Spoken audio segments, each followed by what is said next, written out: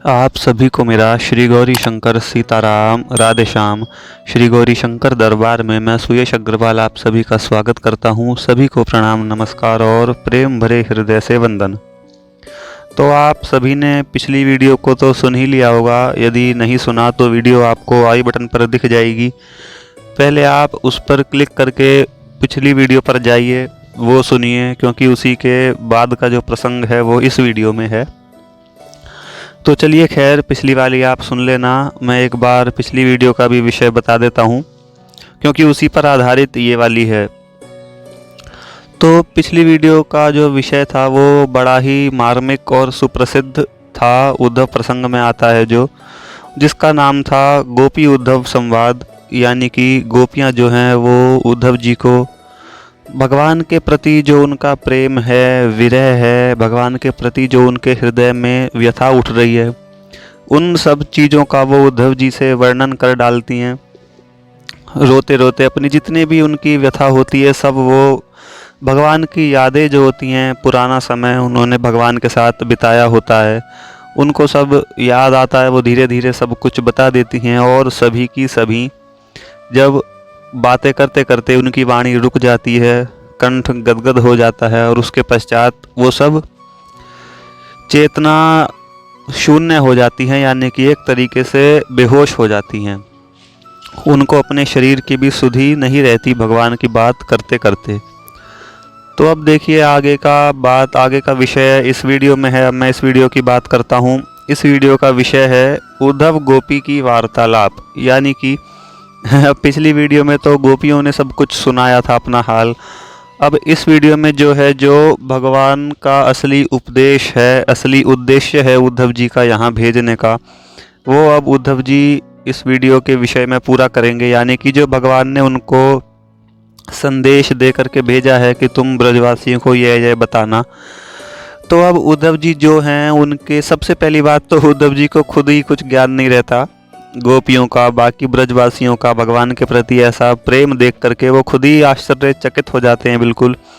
लेकिन फिर भी उद्धव जी पहले खुद संभलते हैं, उसके बाद तब फिर गोपियों को वह जो भगवान ने उपदेश दे करके भेजा है वह बताना शुरू करते हैं।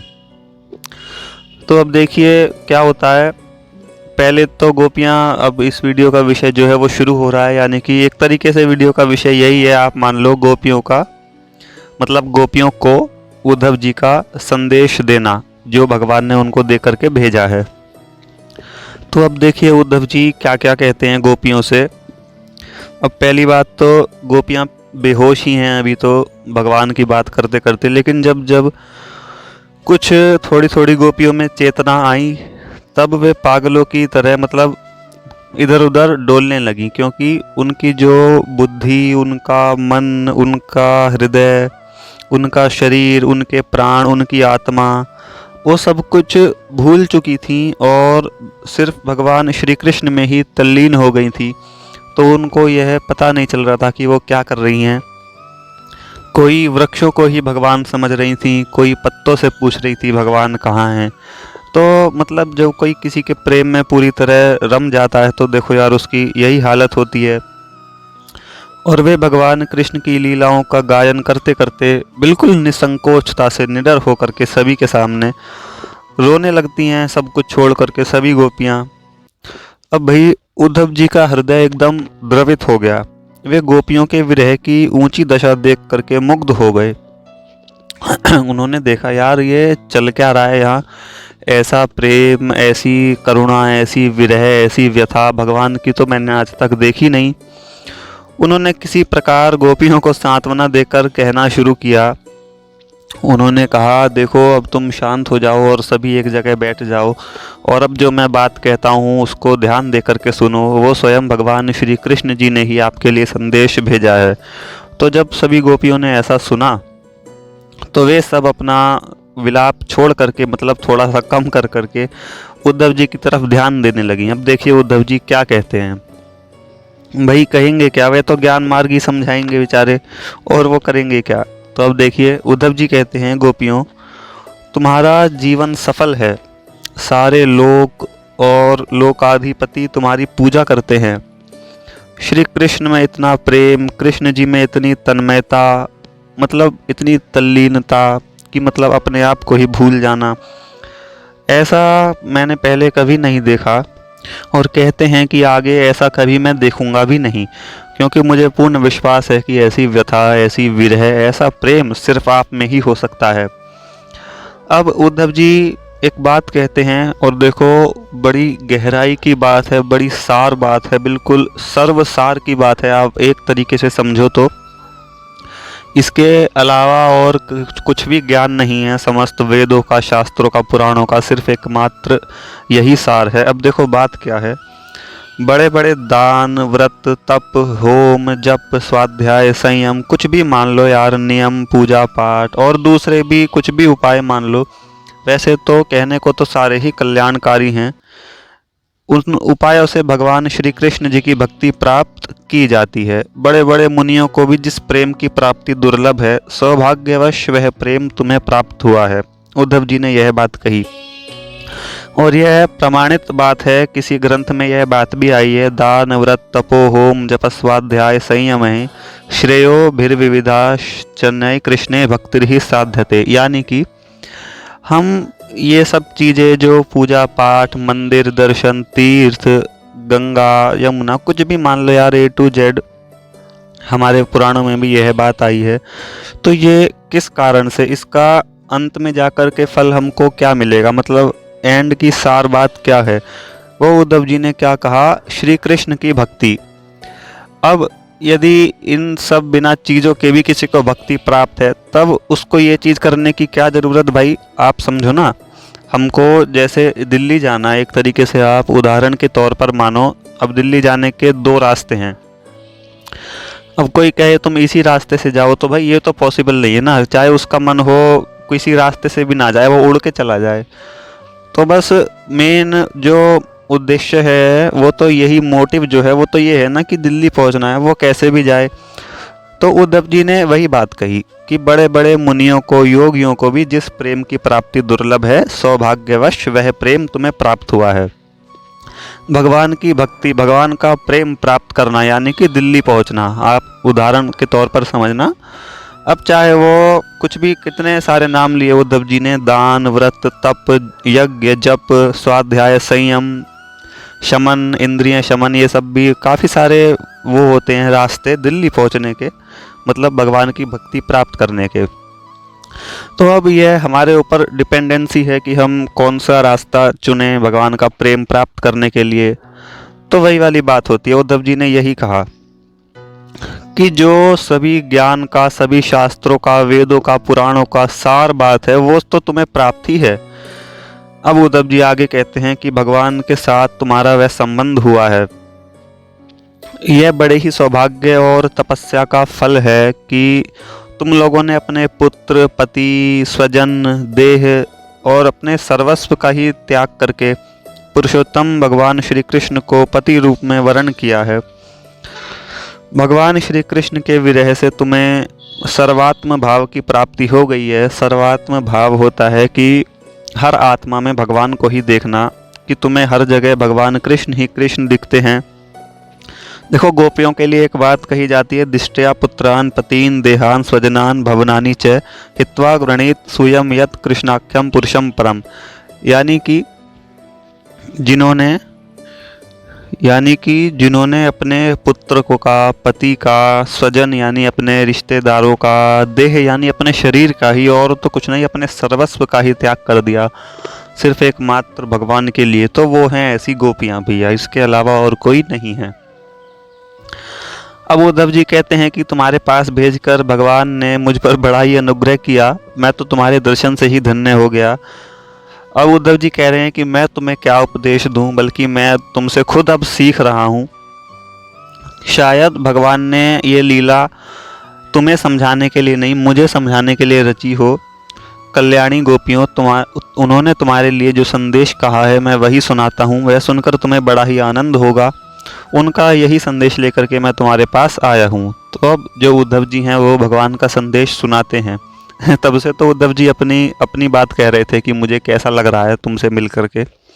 उद्धव जी कहते हैं देखो भाई, यही बात होती है, पहले उद्धव जी सोच रहे थे कि भगवान ने मतलब इन सभी को समझाने के लिए मुझे भेजा है, लेकिन अब उन्हें क्या अनुभूति हो रही है कि अब तो खुद मैं ही इनसे समझ रहा हूँ भगवान का प्रेम क्या होता है। अब उद्धव जी कहते हैं कि देखो, भगवान श्री कृष्ण जी ने कहा है, मेरी प्रिय गोपियों, मैं कभी तुम लोगों से अलग नहीं रह सकता। जैसे पृथ्वी जल वायु ये आकाश से अलग नहीं हैं, वैसे ही तुम हमसे अलग नहीं हो सकती। तुम्हारा मन, तुम्हारा प्राण, तुम्हारा शरीर, तुम्हारी इंद्रियां, सब कुछ भी मान लो, तुम्हारे गुण और जो कुछ तुम हो, सब मुझ में हैं, मैं सबका आश्रय हूँ। तो अब देखो, जो इस प्रकार भगवान में रम जाता है, यानी कि जिसकी सारी चेष्टाएं एकमात्र भगवान पर आधारित हो जाती हैं, जिसके केंद्र बिंदु में भगवान आ जाते हैं। मेरी भाषा आपको थोड़ी सी टिपिकल लग रही होगी, लेकिन ऐसी ही है यार, आप समझ लेना अपने आप। मतलब मैं ये कह रहा था कि जिसका केंद्र बिंदु में एक भगवान आश्रित हो जाते हैं, तो वो चाहे भगवान से दूर हो या पास हो, फिर उसको फ़र्क क्या पड़ रहा है, आप ये सोचो। तो वही चीज़ भगवान ने कहा, तुम्हारा प्राण, तुम्हारे शरीर, तुम्हारी आत्मा, कुछ भी मान लो, सब मुझ में है, मैं सबका आश्रय हूँ। मैं अपने आप में अपने आप की सृष्टि करता हूँ, अपने आप का ही पालन करता हूँ और अपने आप का संहार करता हूँ। मतलब भगवान ने थोड़ा ज्ञान मार्ग से बताया कि तुम अपनी विरह शांत करो, सब कुछ मैं ही हूँ। फिर भगवान कहते हैं कि मैं अपनी ही माया से, अपनी ही शक्ति से स्वयं इन सभी रूपों में बन जाता हूँ। आत्मा ज्ञान स्वरूप है, वह माया से रहित और गुणों से परे है। स्वप्न, सुषुप्ति, जागृति, इन तीनों अवस्थाओं से परे मैं इनका साक्षी है। ये विषय संसार उसमें स्वप्न की भांति उठ खड़ा हुआ है, यह मिथ्या है। वियोग तो तब है जब इस मिथ्या संसार की ओर दृष्टि है। भगवान कहते हैं कि जो हमें आत्मा से यह संसार दिखाई पड़ रहा है, यह एक स्वप्न की भांति है, यह मिथ्या है। लेकिन दिक्कत तब आ जाती है जब इस मिथ्या संसार की ओर दृष्टि हो जाती है हमारी, यानी कि हम इसको ही सत्य मानने लग जाते हैं और इसी में रम जाते हैं। तब बड़ा काम खराब हो जाता है यार, कि हम जो असली सत्य है यानी कि परमात्मा, उनको भूल जाते हैं और मिथ्या संसार की ओर रुख कर लेते हैं। उसकी ओर से इंद्रियों को, मनोवृत्तियों को खींचकर आत्मा में लगाओ। अब देखो, भगवान इसका उपाय भी बता रहे हैं साथ साथ। देखो, भगवान की हर एक लीला में, हर एक बात में, हर एक प्रसंग में मनुष्यों के लिए कितना गहरा राज छुपा हुआ है। बस उसको ढूंढने की, उसको पहचानने की, फिर उसके बाद उस पर अमल करने की ज़रूरत है। पहले भगवान संसार का मिथ्यापन बता रहे हैं कि देखो ऐसे ऐसे बात है, फिर उसका उपाय भी बता रहे हैं कि अपनी इंद्रियों को, अपने मन को, अपने हृदय को खींचकर आत्मा में लगाओ, संसार को छोड़ो, उन्हें अंतर्मुख करो। सारे सिद्धांतों और साधनों का यही उद्देश्य है, यही सार है। फिर भगवान ने कहा कि वेद, योग, सांख्य, त्याग, तपस्या, दम, शमन, सत्य, यार A to Z कुछ भी मान लो, इनका यही लक्ष्य है। देखो, अभी उद्धव जी ने भी यही बात कही थी और भगवान भी यही बात कह रहे हैं कि अपनी आत्मा में रमण करो, यानी कि संसार में रहो। ऐसा नहीं कि तुम सब कुछ छोड़ करके हिमालय पे भग जाओ, भाई हमने तो संसार छोड़ दिया, नहीं, ऐसी बात नहीं होती। शरीर से संसार में रहो, लेकिन मन से भगवान का हो जाओ। भगवान ने भी यही कहा कि अपने आप को अंतर्मुख करो, यानी अपने अंदर झांको। और इसका सरलतम उपाय बताऊं क्या है? यह है, वैसे इस कथा का विषय नहीं है, लेकिन मैं फिर भी बता रहा हूँ। इसका सरलतम उपाय है ध्यान। अब एक ही बार में तो लगेगा नहीं, लेकिन थोड़ा थोड़ा रोज हम 15-20 मिनट का भी प्रयास करेंगे तो उसका अभ्यास हो जाएगा। भगवान ने कहा है, सभी सिद्धांतों का, साधनों का यही सार है, यही उद्देश्य है। फिर भगवान गोपियों के लिए बताते हैं कि देखो, मैं बाहरी दृष्टि से ही तुम लोगों से दूर हूँ, केवल आँखों से ही दूर हूँ। फिर भगवान समझाते हैं कि आँखों की दूरी दूरी नहीं होती, दूरी तो मन की होती है। भगवान कहते हैं कि यदि मैं वहाँ होता तो मेरा इतना विशेष चिंतन नहीं हो पाता तुम लोगों से जितना अब हो रहा है, क्योंकि मैं तुम्हारी आँखों से दूर हूँ, तो अब तुम मन से मुझे ज़्यादा सोचोगी। और होता भी ऐसा ही है। तो अब फिर भगवान कहते हैं कि संपूर्ण वृत्तियों को छोड़कर अपने मन को केवल मुझ में लगा दो, मेरा स्मरण करती रहो, शीघ्र ही तुम मुझे प्राप्त कर लोगी। तुम्हें पता है ना, जिस दिन मैं रास कर रहा था, कई गोपियां शरीर से मेरे पास नहीं आ सकी थीं। उन्होंने सच्चे हृदय से प्रेम से मेरा स्मरण किया और शरीर से पहुँचने वाली गोपियों के पहले ही वे मेरे पास पहुँच आईं। मैं तुम्हारे पास ही हूँ, तुम्हारे हृदय में हूँ, तुम्हारी आत्मा के रूप में हूँ।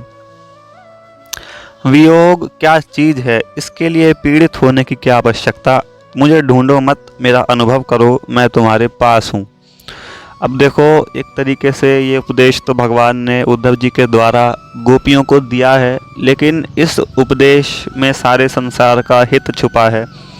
यदि हम सब भी इसी को मानने लगें तो क्या बुराई है यार।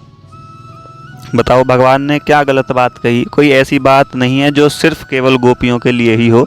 भगवान ने इसमें सभी मनुष्यों के लिए ही अपना उपदेश दिया है, एक तरीके से आप ऐसे समझो। तो देखो, भगवान ने कितनी बड़ी बात कही कि भगवान ने खुद बोला कि जिस दिन महाराज था उस दिन कुछ ऐसी गोपियां रह गई थीं जिनकी बहुत ही ज़्यादा मजबूरी होगी, जो वो रास में नहीं आ पाईं। तो वो तड़प तड़प करके, मतलब भगवान के प्रति विरह में, उन्होंने मन से मेरा ध्यान किया। तो वो तो तुमसे भी पहले मुझ तक पहुंच गई भाई। जो शरीर से पहले नहीं पहुंच पाई वो मन से द्वारा पहले पहुंच गई और फिर भगवान ने उनके साथ रास किया। तो देखो, भगवान मन की विशेषता बता रहे हैं। देखो यार, ये मन ही होता है जो हमें दोनों प्रकार की दिशाओं में ले जा सकता है, गलत दिशा में भी और सही दिशा में भी। अब गलत दिशा भी कई तरीके से डाइवर्सिफाई हो जाती है। गलत दिशा एक तरीके से पूरा संसार ही है मान लो, फिर संसार में भी अलग अलग चीज़ें होने लग जाती हैं, तो वो तो अलग ही टॉपिक है। लेकिन सही दिशा क्या है, अध्यात्म की, भगवान की, परमात्मा की ओर। फिर उसमें भी आगे चल के कई कई चीज़ें बट जाती हैं, मतलब अलग अलग चीज़ें अनुभव होती हैं। ऐसा ही संसार में, ऐसा ही परमात्मा में। तो कई कई मैंने देखा है अपने मन को दोष देते हैं कि नहीं जी, हम तो भगवान में लगना चाहते हैं लेकिन ये मन ही नहीं मानता। अरे तुम क्या लगना चाहते हो, लगने की चीज़ ही तो मन है। हमारा तो ये सिर्फ, पता है क्या होता है, हम अपने शरीर को ही सर्वे सर्वा मान लेते हैं कि हम तो करना चाहते हैं, लेकिन हमारा मन जो है, दिल जो है, वो दुनियादारी में ही लगा रहता है। अरे भाई, तुम तो एक मशीन की तरह हो, एक यंत्र हो। यदि इसमें से आत्मा निकल गई तो फिर तुम्हारा ये शरीर किसी काम का नहीं है। तो मन भगवान ने दिया है हमको, और ऑप्शन दोनों दिए हैं कि भाई तुम गलत दिशा में भी जा सकते हो और सही दिशा में भी जा सकते हो। ये मन ही है जो हमें भगवान के पता नहीं कितना समीप ले जा सकता है, और ये मन ही है जो हमें पता नहीं कितना भटका सकता है, संसार में ही पतन करवा सकता है। तो सारी बात यही है, भगवान ने यही कहा कि तुम चाहे, गोपियों के लिए जो भगवान ने उपदेश भेजा उसका अंतिम सार यही है कि तुम संसार में अपने शरीर से चाहे कैसे भी रहो, कैसे भी करती रहो, उससे कोई फ़र्क नहीं पड़ता, लेकिन मन को मुझ में रमण करा दो। केवल सारी वृत्तियों को छोड़ करके मुझ में लगा दो, मेरा स्मरण करती रहो।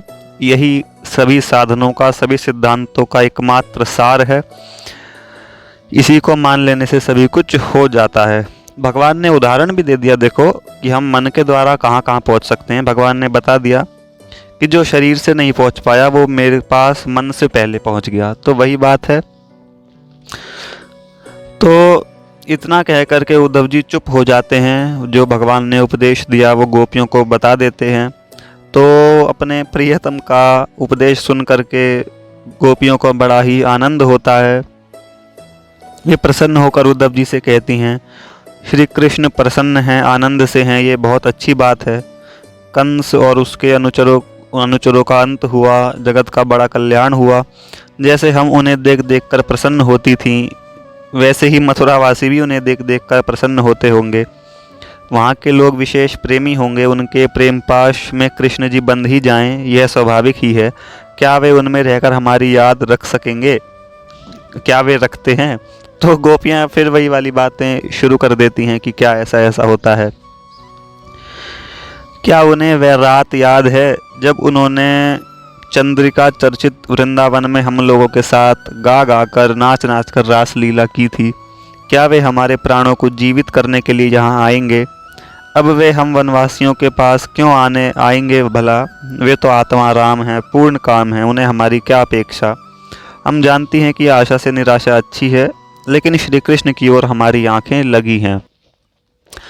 गोपियाँ कहती हैं कि देखो भाई, मैंने आपको जब ये प्रसंग शुरू हो रहा था तभी बताया था कि भला प्रेमी जो है वो ज्ञान की बात क्या समझे, वो इतने बड़े बड़े ज्ञान की बातें क्या समझे।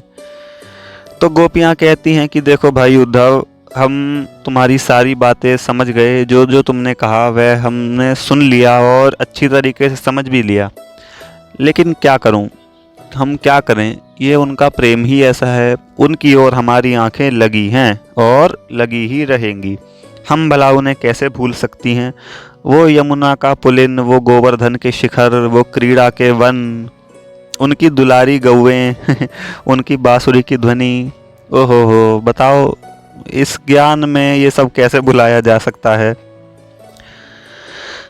तो बस अपना यही बात है, अपना सर्वस्व उनके चरणों में निछावर कर दिया है गोपियों ने, हम भला उन्हें कैसे भूल सकती हैं।